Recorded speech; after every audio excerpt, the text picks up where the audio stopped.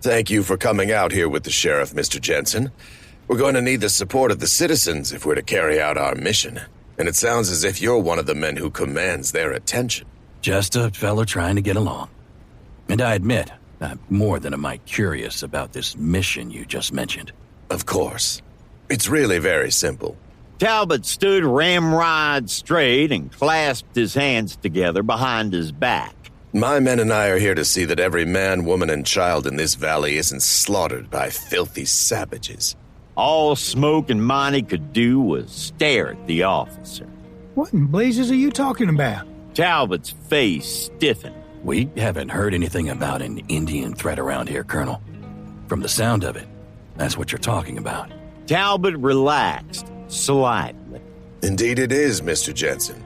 Beg your pardon, Colonel, but that was just about the last thing I expected to hear. There hasn't been any Indian trouble around here for quite a while. That's because you've been fortunate, Sheriff. Other people haven't been as lucky, such as the more than 120 innocent souls murdered by the Cheyenne in the past month or so. 120? I hadn't heard anything about it. Neither have I. The incidents have been scattered, but we're convinced that all the attacks are the work of the same group of renegades. Have you ever heard of a Cheyenne war chief called Black Drum? Smoke and Monty glanced at each other. First time I've heard tell of him, Colonel. He's the leader of this group of renegades? That's right.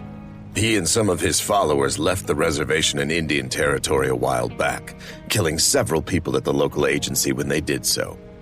Since then, Black Drum appears to have attracted more renegades. It's thought that now his force may even exceed 100 men. They practically wiped out a town in eastern Colorado not long ago. What town? A place called Wicker's Wells. Smoke nodded slowly. I've been there. Last time I passed through, there wasn't anything there except a trading post, as I recall. The settlement had grown some, but it won't anymore. Black Drum and his men burned it to the ground and killed all but a handful of citizens.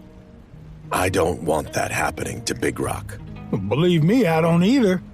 But I don't think even 100 renegades would attack a place the size of Big Rock. You might be surprised. This Black Drum appears to be something of a madman. There's no telling what he might attempt. As for the ranches in this area... Monty rubbed his chin. Yeah, you're right about that, Colonel. A war party of that size wouldn't have any trouble wiping out any of the ranches in these parts.